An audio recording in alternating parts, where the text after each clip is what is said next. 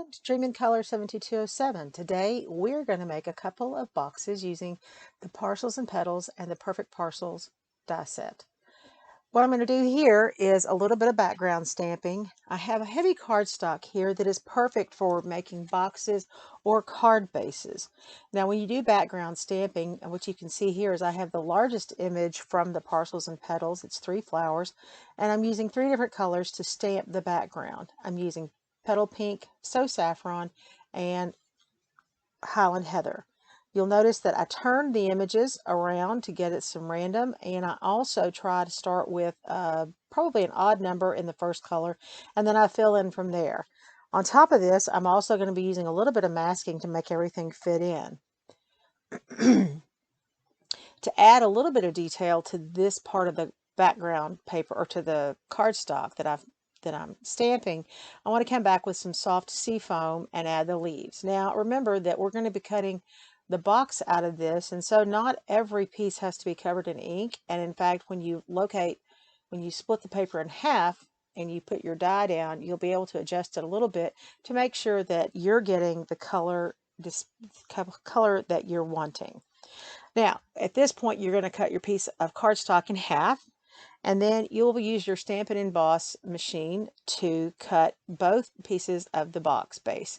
Now, you're going to cut them both printed side up. This isn't like sewing where you have to put wrong sides together. This die is made so that you cut two pieces identically.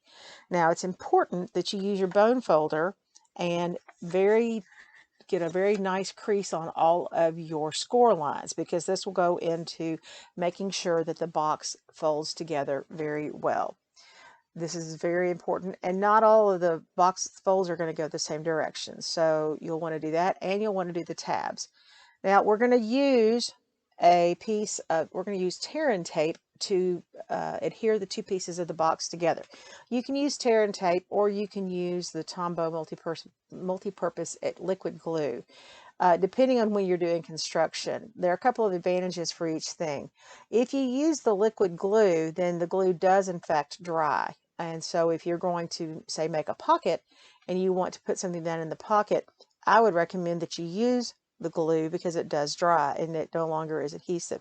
When you use the dry adhesive like this, it never dries per se.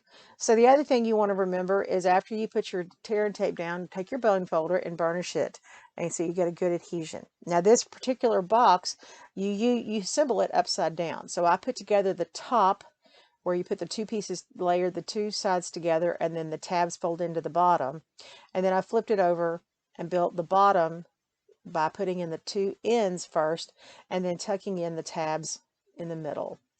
Now I'm making a belly band out of the soft sea foam, and all that I did here was pick up a piece of an 11-inch piece of cardstock, and I think this might be 3/4 of an inch wide. I just had a scrap in my box and I grabbed it. And for this one, I'm putting it on upside down so that the top of the belly band is on the center part of the belly band is on top of the box, and then I adhered it with the liquid glue. This way, if I want, I can always slide the belly band back off the box to fill the box. Speaking of filling this box holds 2 of the Reese's eggs perfectly.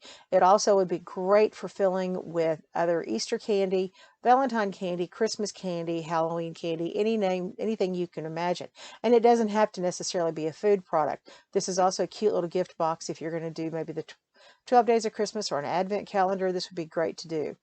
Now I'm picking up a piece of the polka dot tool to finish off the top of the box, and I've used the die set to make a tag, and then I used the detailed trio punch to make the holes in the end.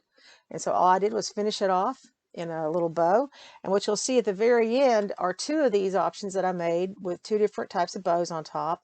And then I made a third one out of Bermuda Bay cardstock, and I used the snail mail DSP fussy cutting to make the embellishments on there.